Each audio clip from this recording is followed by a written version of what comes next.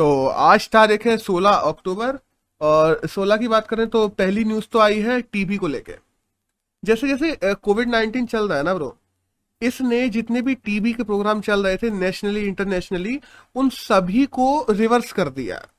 क्योंकि अभी रिपोर्ट निकली है डब्ल्यू एच ओ के द्वारा जिसका नाम है 2021 ग्लोबल टीबी रिपोर्ट। तो ग्लोबल टीबी रिपोर्ट में यही कहा गया है कि ओवरऑल दुनिया में जितने भी टीबी के मरीज निकल रहे थे वो कोविड 19 में बढ़ने लगे हैं। 2019 में जो निकले थे पूरे साल में 2.9 मिलियन लोग निकले थे। और अभी 2021 खत्म नहीं हुई है, और अभी अभी में हम देखते हैं 4.1 मिलियन लोग हैं जो टीबी के मरीज निकल चुके हैं। तो अपन अंदाजा लगा सकते हैं कि कोविड 19 से टीबी के मरीजों पर कितना ज्यादा असर पड़ा है, कितने बढ़े हैं। और स्पेशली जितने भी टीबी में निकले हैं दुनिया में, उनमें सबसे नंबर 1 पे कौन है? इंडिया भाई। 41% जितने भी टीबी के केसेस आ रहे हैं वो सारे के सारे इंडिया से आ रहे हैं। सेकंड नंबर पे इंडोनेशिया है बाय द वे। अब हम बात करें ईयरली कितने लोग मरते हैं टीबी से, तो 1.5 लाख लोग हैं जो हर साल टीबी से मर भी जाते हैं। और भारत की बात करें तो भारत ने हम देखते हैं नेशनल टीबी एलिमिनेशन प्रोग्राम शुरू किया गया था इंडिया में, जिसमें हम लोग ये भी देखते हैं कि 2025 तक हम लोगों ने कहा था कि टीबी खत्म कर देंगे। लेकिन जो हालत चल रही है इससे तो लगता नहीं है कि 2025 तक हम एलिमिनेट कर पाएंगे। और बाय द वे बात करें कि डब्ल्यू एच ओ ने क्या टारगेट रखा है, डब्ल्यू एच ओ ने टारगेट रखा है कि 2030 तक पूरी दुनिया से टीबी खत्म करना है। इंडिया ने 5 साल पहले का टारगेट रखा हुआ है। अब इंडिया में बात करें कि टीबी के लिए सबसे ज्यादा काम कौन कर रहा है, तो इस समय तो देखो सभी बढ़ रहे हैं। अगर हम लोग 2019 तक बात करें कि सबसे अच्छा काम कौन कर रहा था टीबी को लेके, तो गुजरात टॉप पे था, सेकंड पे महाराष्ट्र था। और वहीं हम लोग बात करें कि 40 लाख से कम पॉपुलेशन में कौन टॉप था, तो मतलब छोटे राज्यों में टॉप कौन था, तो नागालैंड था। और वहीं हम बात करें कि यूटी में टॉप कौन था, तो वो दादर नागर हवेली था। और अगर बेसिकली बात करें कि इंडिया में और क्या क्या चीजें हैं जो टीबी को कम करने के लिए चलाई जा रही हैं, तो हम देखते हैं निक्षय प्रोग्राम है, एनपीवाई प्रोग्राम है। वहीं हम देखते हैं टीबी हारेगा देश जीतेगा प्रोग्राम चलाया जा रहा है, सक्षम प्रोग्राम चलाया जा रहा है इंडिया में। मतलब इंडिया में काफी प्रोग्राम चलाए जा रहे हैं टीबी को एडिकेट करने के लिए। और हम ये भी देखते हैं कि डॉट्स को भी बहुत ज्यादा प्रसारित किया गया था, प्रचार किया गया था। डॉट्स क्या है? डॉट्स एक 6 महीने का कोर्स होता है जिसको करने के बाद में तुम टीबी को खत्म कर सकते हो। बाय द वे टीबी अगर तुम्हारी थर्ड स्टेज में है तो डॉट्स प्लस नाम से भी एक प्रोग्राम आया है जो तकरीबन 8 महीने का होता है, जिसको तुम अगर पूरे 6 महीने 8 महीने का मेडिकेशन ले लो तो तुम टीबी खत्म कर सकते हो। मतलब दवाई है। अब यहाँ पे हम बात करें ना कि टीबी कैसी चीज है, तो टीबी पहली बात तो एक बैक्टीरियल डिसीज है, ठीक है, कि बैक्टीरिया के द्वारा टीबी फैलती है। और दूसरा हम बात करें कि कम्युनल डिसीज भी है, और जो लंग्स को ज्यादा इम्पैक्ट करती है। मतलब बेसिकली बैक्टीरियल, कम्युनल और लंग्स को इम्पैक्ट करने वाली डिसीज है टीबी, जिसमें ज्यादातर लोग काफी मर भी जाते हैं। अब एक नेक्स्ट न्यूज है ग्लोबल हंगर इंडेक्स को लेके, कि अभी हम लोगों ने देखा है ग्लोबल हंगर इंडेक्स आई है और इंडिया उसमें 101वें नंबर पे है। तो वही है कि इंडिया ने पूरा नकार दिया है कि गलत तरीके से डाटा लिया गया है, ये लिया गया वो लिया गया। पर देखो डब्ल्यू एच ओ ने जो डाटा लिया है, ठीक है, जिस हिसाब से लिया वो भी ठीक है। वो डाटा केवल इंडिया में ही ऐसे नहीं लिया गया, वो हर देश में ऐसे ही लिया गया है। तो अब और जब एक टाइम था जब हम लोग ग्लोबल हंगर इंडेक्स में ऊपर आते थे, तब भी तो यही तरीका यूज किया जाता था। तब तो हम लोग ऐसा नहीं बोलते थे। तो ये सारी तो एक्सक्यूज है ब्रो, इससे ज्यादा कुछ नहीं है, सीधी सी बात। अब एक नेक्स्ट न्यूज आई है चाइना और भूटान के पैक्ट को लेकर। हम देखते हैं चाइना और भूटान के बीच में भी जो बॉर्डर प्रॉब्लम्स हैं, टेंशन वो बनी रहती हैं। तो अभी चाइना और भूटान ने पैक्ट करने की बात कही है, जो 10 एक्सपर्ट्स की मीटिंग होगी। तो 10 उनकी तरफ से आएंगे, 10 भूटान की तरफ से जाएंगे, और आपस में मीटिंग होगी कि जो बॉर्डर टेंशन चल रही है भूटान और चाइना के बीच में, उनको खत्म करने के लिए। बाय द वे याद रखना, भूटान की जितने भी एक्सटर्नल अफेयर्स है वो इंडिया संभालती है, हम जानते हैं। तो ये मीटिंग भी इंडिया की निगरानी में ही, ऑब्जर्वेशन में ही होल्ड की जाएगी। एक नेक्स्ट न्यूज आई है ज्यूरिच म्यूजियम को लेके। ज्यूरिच कंट्री का नाम है बाय द वे, और म्यूजियम की बात की जाए तो उस म्यूजियम का नाम है रिगबर्ग म्यूजियम। तो ज्यूरिच में रिगबर्ग म्यूजियम में इंडियन आर्ट और रिसर्च के लिए एक अलग से सेक्शन बनाया जा रहा है। बाय द वे हम बात करें कि ऐसा नहीं है कि केवल इंडियन के लिए बनाया जा रहा है, एशिया में अलग अलग देशों के जो आर्ट्स हैं जो ज्यूरिच म्यूजियम में रखे हुए हैं, जो रखे हुए हैं उनको अलग से प्रदर्शित करने के लिए। अभी तक कोई अलग सेक्शन नहीं होता था। ज्यूरिच म्यूजियम की जब हम बात करते हैं तो one of the largest museums में से एक उनको गिना जाता है। उसके बाद में उनकी डाइवर्सिफिकेशन बहुत ज़्यादा है, जाने कौन कौन सी कंट्रीज के, ऑलमोस्ट हर कंट्री की कोई ना कोई वस्तु, कोई ना कोई आर्ट वहां पे रखा हुआ है रिचबर्ग म्यूजियम में। तो इंडिया के लिए वहां पे एक अलग से सेक्शन बनाया जा रहा है कि उसको आर्ट को प्रदर्शित करने। दैट्स ऑल, बस एक छोटी वीडियो थी।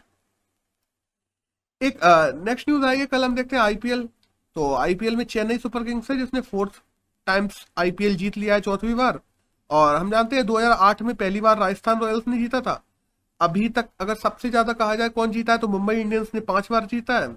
और धोनी पहले ऐसे कैप्टन बन गए जिन्होंने T20 में 300 मैचेस को कैप्टनसी की है। मतलब T20 लोग 300 खेल नहीं पाते, उन्होंने 300 में कैप्टनसी कर लिया। अब कुछ मेन लोग हैं, जैसे ऑरेंज कैप किसको मिला तो ऋतुराज गायकवाड़ को मिला है। By the way emerging player भी ऋतुराज गायकवाड़ को ही मिला है। और पर्पल कैप की बात की जाए तो हम जानते हैं हर्षल पटेल को मिला है, जो कि रॉयल चैलेंजर बेंगलोर से हैं। और हर्षल पटेल को ही गेम चेंजर अवार्ड भी मिला हुआ है। फेयर प्ले राजस्थान रॉयल्स को मिला है। और मोस्ट सिक्स मारने का अवार्ड जो मिला हुआ है वो केएल राहुल को मिला है। रनर अप की बात की जाए तो कोलकाता नाइट राइडर्स रहे हैं ऐसा। That's all. एक अगली न्यूज है, भारत के वो 7 नए डिफेंस पीएसओ को लेकर। देखो, हम एक तरफ देखते हैं ना कि जो पब्लिक सेक्टर यूनिट्स है सरकार उनको बेच रही है, प्राइवेटाइजेशन कर रही है, पीपीपी मॉडल्स पे लेके आ रही है। बट दूसरी तरफ हम ये भी देखते हैं कि डिफेंस में नए पीएसयूज बनाए भी जा रहे हैं। तो अभी सरकार ने घोषणा ये की है कि 7 नए डिफेंस पीएसयूज बनाए जाएंगे, जो कि क्या करेंगे, तकरीबन 75,000 जो एम्प्लॉय हैं उनको जॉब देंगे। 1.75 लाख करोड़ का इनका टर्नओवर होगा 2025 तक, जिसमें ये लोग अलग अलग हम देखते हैं कि हथियार बनाएंगे इंडिया के लिए। और इंडिया के लिए ही नहीं, 1.75 लाख करोड़ में से 35,000 करोड़ का तकरीबन एक्सपोर्ट भी करेंगे हथियारों का। और हम ये भी देखते हैं कि अभी डिफेंस में 74% एफडीआई को इनडायरेक्ट वे से मंजूरी भी दे दी गई थी सरकार के द्वारा। उसके चलते तकरीबन 333 कंपनी ऐसी हैं जिनको डिफेंस में ऑर्डिनेंस फैक्ट्रीज बनाने के लिए लाइसेंस मिल गया। अब इसमें एक कैच है जो ज्यादातर अखबारों में दिया नहीं है। हम ये तो देख रहे हैं कि डिफेंस में ये 7 नए पीएसयूज बनाए जा रहे हैं, बट अगर हम कंपेयर करें ना, वो पीएसयूज बहुत छोटे बनाए जा रहे हैं और उनकी जगह खत्म क्या किया गया है। डिफेंस का एक बहुत बड़ा पीएसयूज था national ordnance factory. National ordnance factory को खत्म कर दिया गया है और उन्हीं में से निकाल के उन्हीं के एम्प्लॉय इनमें डाले जा रहे हैं। और ये सीधी सी बात है, उन एम्प्लॉयज को अभी तो जब चाहिए, तो उनके लिए छोटे छोटे पीएसयूज बनाए दिए जा रहे हैं। दैट्स ऑल, जो सच वाली बात है। एक नेक्स्ट न्यूज आई है ऑपरेशन लूसी को लेके। तो हम जानते हैं कि अभी जो लूसी उपग्रह है उसको लॉन्च कर दिया गया ऑपरेशन लूसी के नाम से, जो कि किसके लिए काम करेगा, हम लोगों ने कुछ दिनों पहले भी इसको कवर किया था करंट में। बाय द वे, जुपिटर का एक एस्ट्रॉयड है जिसका नाम है ट्रोजन, तो उसकी जाके स्टडी करेगा ऑपरेशन लूसी। तो उसको लॉन्च कर दिया गया है यहां से, पृथ्वी से। एक नेक्स्ट न्यूज आई है साउथ कोरिया के स्पेस प्रोग्राम को लेकर। हम जानते हैं साउथ कोरिया का स्पेस प्रोग्राम एकदम पीछे है। साउथ कोरिया में कोई भी सैटेलाइट वगैरह लॉन्च नहीं की जाती, जो उनको खुद की करनी भी होती है वो लोग स्पेस एक्स से करवाते हैं, कहीं जाक्सा से करवाते हैं, इधर उधर करवाते हैं। तो अभी साउथ कोरिया ने कहा है कि हम अपने स्पेस प्रोग्राम को आगे बढ़ाएंगे और first domestically produce satellite south Korea launch करने वाला है। और साउथ कोरिया में जो इंस्टीट्यूट है जो इसका काम कर रहा है उसका नाम है Korean aerospace space research institution, मतलब कारी नाम है, KARI। और ये किसके द्वारा लॉन्च की जाएगी तो KSLV-2, मतलब कोरियन सैटेलाइट लॉन्च व्हीकल 2 के द्वारा इसको लॉन्च किया जाएगा। और अब देखो, अलग अलग स्पेस एजेंसीज हैं, जैसे इंडिया में है तो इसरो है, हम देखते हैं यूएसए में स्पेस एक्स है, स्पेस एक्स प्राइवेट है, बाद में सरकारी नासा है, रशिया में रोस्कोसमोस है, यहाँ पे जाक्सा है जापान के पास में। तो हर देश के पास में अपनी अपनी है, बट वही है ना कि हर देश स्पेस प्रोग्राम को उतनी ज्यादा प्रेफरेंस नहीं देता है। इंडिया देता है, इसलिए इंडिया इतना आगे। एक नेक्स्ट न्यूज आई है यूनिसेफ को और आईसीसी को लेकर कि यूनिसेफ और आईसीसी ने आपस में MOU एक किया है, जिसके चलते हम जानते हैं अभी आईसीसी T20 वर्ल्ड कप आने वाला है। तो उसमें बच्चों की मानसिकता और मानसिक स्वास्थ्य को लेके, मेंटल जो हेल्थ है उसको लेके अवेयरनेस बढ़ाने के लिए यूनिसेफ आईसीसी के प्लेटफॉर्म्स का यूज करेगा। तो हम देखेंगे अभी आईसीसी T20 वर्ल्ड कप आने वाला है, तो मैं उसमें जगह जगह यूनिसेफ के और बच्चों से रिलेटेड एड्स दिखाई देंगे बीच बीच में। अब हम लोग आईसीसी की बात करें तो 1909 में इसको बनाया गया था, और हम जानते हैं कि लंदन में इसका हेडक्वार्टर है, और दुबई में भी हेडक्वार्टर था, वो लंदन में ट्रांसफर हो गया था।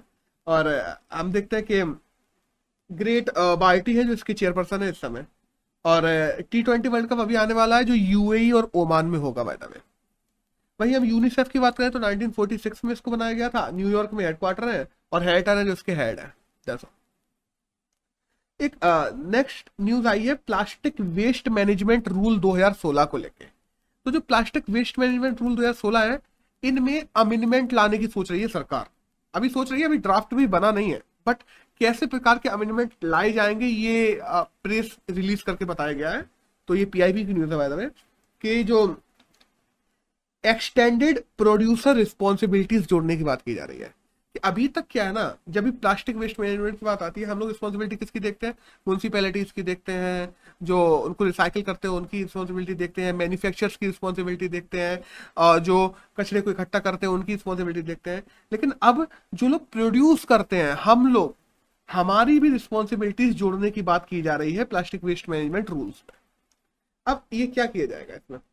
देखो, जैसे रिजिड, फ्लेक्सिबल और जो मल्टी लेयर पैकेजिंग है चीजों की, उनमें कुछ चीजों को तो लोग खरीदेंगे, और कुछ चीजों के लिए कहा जाएगा कि लोगों के लिए बैन कर दी जाएंगी। अभी स्टार्टिंग में उनको मॉरल ग्राउंड पर रखा जाएगा कि हाँ, कोशिश करो कि इन चीजों को ना खरीदो। फिर बाद में कहा जा रहा है कि इनको बैन भी कर दिया जाएगा। जैसे एक एग्जांपल दे दूं मैं, कि जो प्लास्टिक स्क्वीज ट्यूब्स होते हैं, 6 पैक रिंग्स होती हैं, प्लास्टिक जो स्क्रैपिंग्स होते हैं, वही बायोडिग्रेडेबल जो प्लास्टिक्स होती हैं, पाइपलाइन प्लास्टिक्स होती हैं, तो ऐसी चीजों को बंद किया जाएगा। और वहीं कोशिश की जाएगी जो पॉलिथीन वगैरह है जो ज्यादा पतली बनती है, जिसको रिसाइकिल नहीं किया जाता, उनको मोटी बनाने की कोशिश करें। जो 12 माइक्रोन की हम लोग बात करते हैं कि 3-4 माइक्रोन की पॉलिथीन बनती है, उनको रिसाइकिल नहीं किया जा सकता, तो उनको 12 माइक्रोन तक लेके जाए। और वही है ना कि देखो, प्लास्टिक का अल्टरनेट नहीं है हमारे पास में। प्लास्टिक बैन की बात की जाए ना, तो इंडिया में प्लास्टिक बैन कम से कम 4 बार हो चुका है 10 साल में, और कुछ नहीं होता है, क्योंकि हमारे पास में एक अच्छा अल्टरनेट नहीं है। तो अल्टरनेट अगर नहीं है, तो उसके लिए एक बेस्ट तरीका है कि हम और प्लास्टिक प्रोड्यूस ना करते हुए, बर्बाद ना करते हुए, उस प्लास्टिक को रिसाइकिल करें जो हम लोग यूज कर रहे हैं। ये one of the best way है इस समय के लिए। तो रिसाइकलिंग पे ज्यादा गौर दिया जाएगा। कोशिश की जाएगी कि 2021-22 तक 35% प्लास्टिक को रिसाइकिल किया जाने लगे। 2022-23 तक तकरीबन 70% प्लास्टिक को रिसाइकिल किया जाने लगे, और 2023-24 तक तकरीबन 100% जो सिंगल यूज प्लास्टिक है उसको रिसाइकिल किया जाने लगे। मतलब सिंगल यूज प्लास्टिक मतलब उसको रिसाइकिल किया जाएगा, वो यूज एक ही बार होगा, सिंपल बात। अब यहाँ पे हम देखते हैं 23-24 का टारगेट क्यों रखा गया है, हम लोग जानते हैं, चुनाव है 24 में, तो देखते हैं क्या होता है। एक नेक्स्ट न्यूज है जो आई है हम देखते हैं कि अबॉर्शंस के जो नए रूल्स थे, उनका जो ड्राफ्ट वगैरह था वो जारी हो गया था, वो पास भी हो गए थे, ये वो, तो उस पर राष्ट्रपति के साइन बचे हुए थे, तो वो चीजें भी हो गई हैं। तो अब अबॉर्शन के नए रूल हैं वो इंडिया में पूरे में लागू हो जाएंगे, जल्दी ही हमें देखने को मिले। और नए रूल्स हम जानते हैं कि 20 वीक से बढ़ा के 24 वीक कर दिया है। कोई भी महिला 24 वीक तक जो है अपनी अबॉर्शन करवा सकती है। और इसका पूरा अगर बात की जाए ना, इस एक्ट का नाम क्या है, तो इसका नाम है medical termination of pregnancy amendment act 2021। अब बात की जाए ना कि ज्यादातर ऐसा नहीं है कि हर महिला 24 हफ्ते तक प्रेगनेंसी को हटा सकेगी, नहीं। तुम्हें एबनॉर्मल चीजें होनी चाहिए। अब एबनॉर्मल चीजों में क्या होता है कि हाँ, तुम उसको बियर नहीं कर सकते, या आइडेंटिटी थेफ्ट आने वाला है आगे, तुम लोग जो पेरेंट्स थे वो अलग हो चुके हैं, या मान लो हो सकता है वो बच्चा मरने ही वाला है आगे, या टेढ़ा मेढ़ा पैदा होगा, या मतलब ऐसी सी फिजिकली उसको कोई फंक्शंस गलत है, तो ऐसे बच्चों को तुम लोग अवॉइड करवा सकते हो। बट याद रखना, इस रूल में एक कैच डाल दिया गया है। एक कैच ये डाल दिया गया है कि अगर मेंटल डिस्ट्रेस है महिला को, फिर भी वो अबॉर्शन करवा सकती है। मेंटल डिस्ट्रेस मतलब कि हम मेंटली कंफ्यूज हैं कि हमें बच्चा करना चाहिए कि नहीं करना चाहिए, हम मेंटली इल हैं, हम डिप्रेशन में हैं, तो हमें बच्चा नहीं चाहिए। तो अब ये जो मेंटल डिस्ट्रेस वाला एक पॉइंट है ना, ये तुरंत के तुरंत सारी महिलाओं को छूट दे देता है कि हाँ, अब वो इस पॉइंट का यूज करके 24 हफ्ते तक कोई महिला करवा लेगी, सीधी सी बात है। तो अब इसमें एक तो पॉइंट ये है, दूसरा ये जो आयुष डॉक्टर है, हम लोग देखते हैं आयुर्वेद और ये सब के डॉक्टर्स होते हैं, उनको भी अबॉर्शन की छूट दे दी गई है मतलब इसको लेकर तो बहुत ज्यादा वो बना हुआ है कि ये बहुत गलत चीज है। तो जो आयुष के जो डॉक्टर्स हैं उनको, और एलोपैथी डॉक्टर जो हम बात करते हैं, नॉर्मल जो डॉक्टर्स होते हैं, उन दोनों को मिलो, दोनों में बहुत जमीन आसमान का अंतर होता है, क्योंकि अबॉर्शन में बहुत ज्यादा टेक्निकलिटीज होती है, जितने आयुष डॉक्टर्स ऐसे ऑपरेशन वगैरह नहीं करते हैं, उनको तुम अबॉर्शन की छूट कैसे दे सकते हो। तो इनको लेके बहुत प्रोटेस्ट भी हुए थे बीच में, हम लोगों ने देखा था मेडिकल वाले की थे।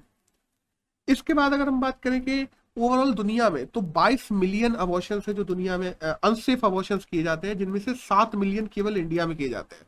और बाय द वे याद रखना 50% इलीगल अबॉर्शन किए जाते हैं इंडिया में। और अगर हम बात करें कि स्टेट मेडिकल हेड बनाया जाएगा, एक एक आदमी होगा जो स्टेट मेडिकल हेड होगा। अगर तुम्हारी प्रेगनेंसी 12 हफ्ते के ऊपर हो चुकी होगी तो तुम्हें 2 डॉक्टरों से तो कंसल्ट करना ही है, साथ साथ में स्टेट मेडिकल हेड के साइन भी चाहिए, तब तुम्हारा अबॉर्शन होगा। और पहले क्या था ना, 20 हफ्ते तक अबॉर्शन हो जाता था, बट 2 डॉक्टरों को कंसल्टेंट चाहिए होता था। अब क्या है, 12 हफ्ते तक एक डॉक्टर का, और 12 हफ्ते से ऊपर हो चुके हैं तो 12 से 24 के बीच में 2 डॉक्टरों का कंसल्टेंट चाहिए होगा, तभी वो दोनों लिख दें कि हाँ इनका अबॉर्शन करना चाहिए, तभी होगा। तो दैट्स ऑल, यही सब था इस न्यूज में। अब एक नेक्स्ट न्यूज की बात करें तो वो आई है climate resilience information system and planning को लेके, जिसको CRIP बोलते हैं हम लोग, क्रिस्प। तो क्रिस्प M के बारे में आई है। ये क्या है ना, बेसिकली ये लॉन्च किया गया है, क्रिस्प M इंडिया में लॉन्च किया गया है, हमारे धर्मेंद्र प्रधान के द्वारा लॉन्च किया गया है, जो हमारे मिनिस्टर, यूनियन मिनिस्टर। तो क्लाइमेट चेंज को टैकल करने के लिए कोशिश किया जाएगा कि जो इंफॉर्मेशन है कि कैसे कैसे टैकल किया जा सकता है, उस इंफॉर्मेशन के लिए एक प्लेटफॉर्म बनाना, एक ऐसा प्लेटफॉर्म बनाना जिसपे आके लोग जुड़ सके, जिसपे आके लोग अपनी सुझाव डाल सके और उन सुझावों को सरकार की नीतियों में इम्प्लीमेंट किया जा सके। इसके लिए क्रिस्प M नाम का एक प्लेटफॉर्म है जो लॉन्च किया गया है। बस दैट्स ऑल।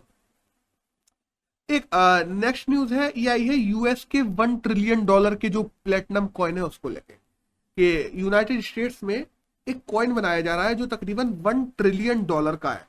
अब वही है ना कि इतना बड़ा कॉइन क्यों बनाया जा रहा है, बेसिकली बात तो ये उठती है ना कि $1 ट्रिलियन का कॉइन, एप्पल जैसी कंपनी कुछ 10-15 सिक्कों में बिक जाए, मतलब तो ये 2-3 सिक्कों में, सॉरी।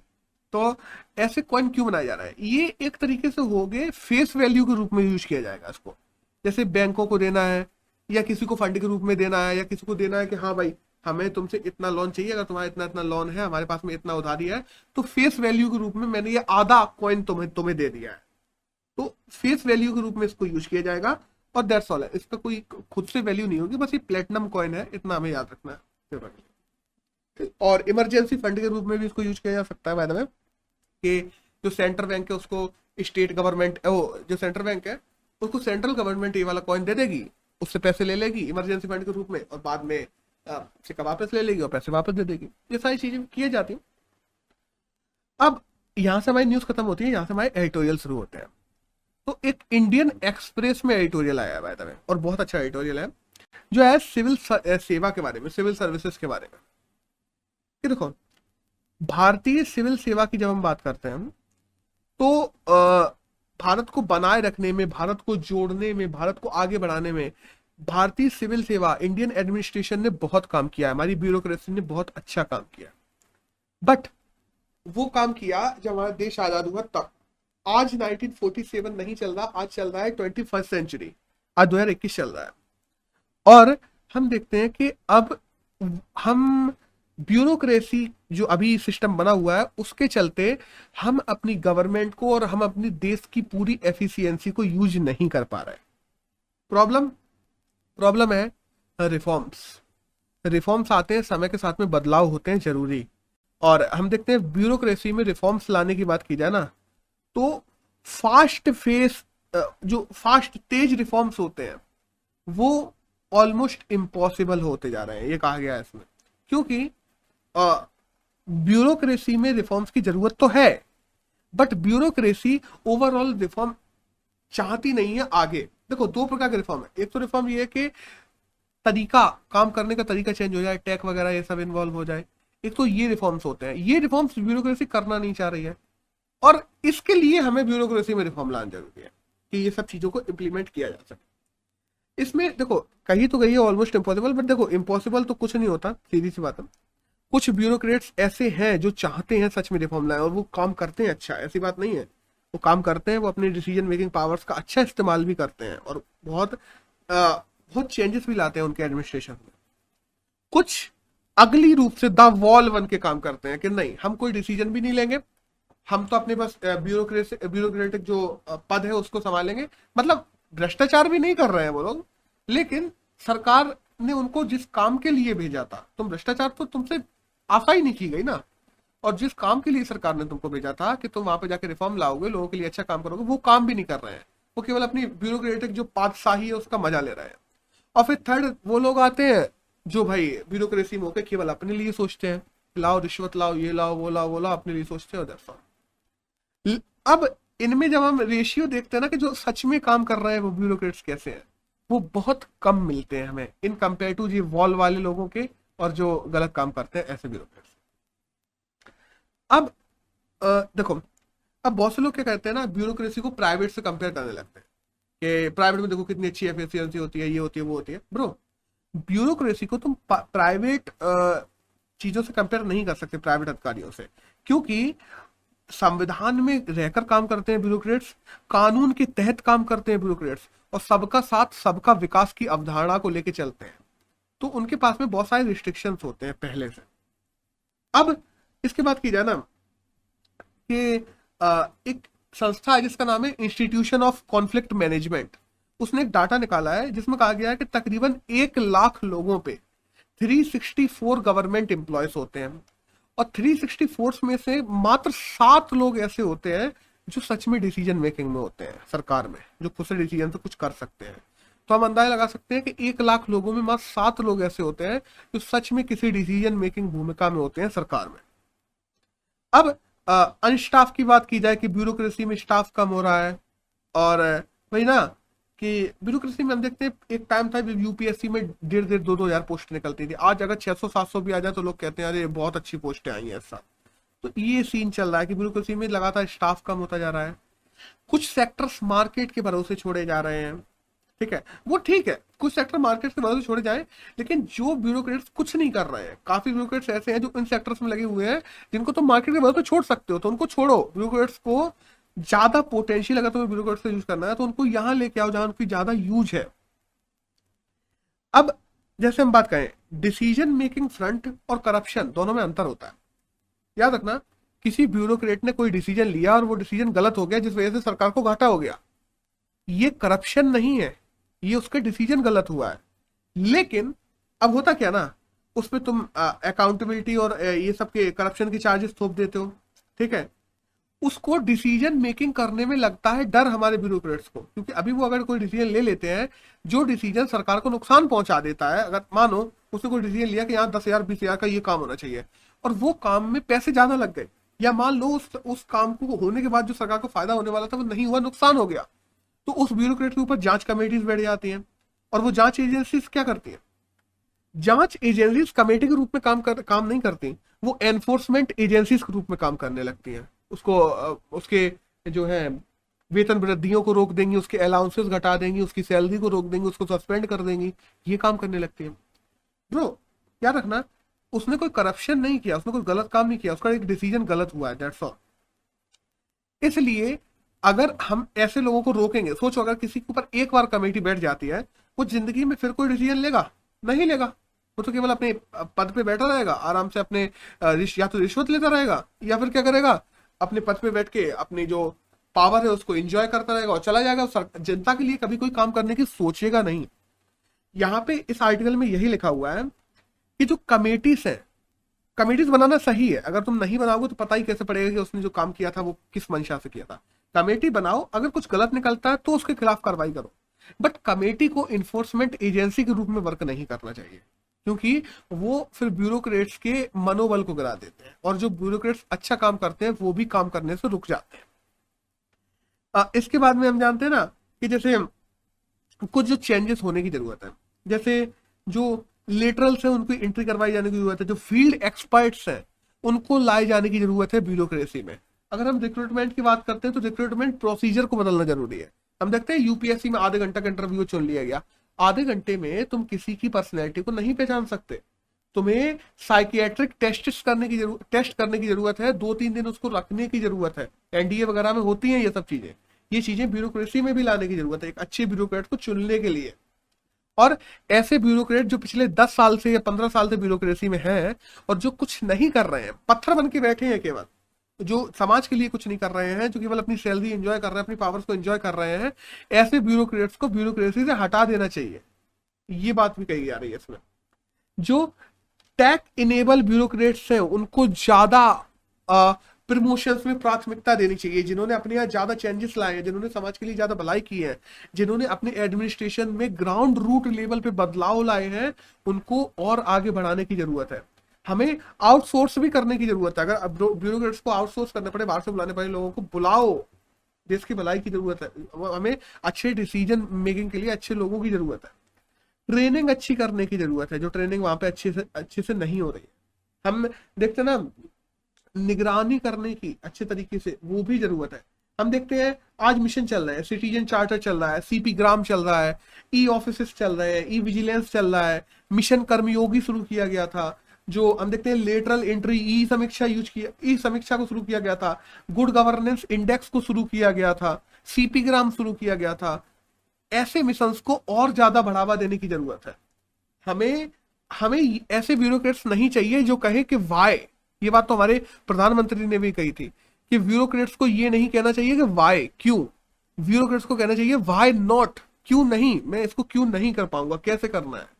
जो कहा जाता ना का rule book of bureaucratic behaviour है, उसको बदलने की जरूरत है।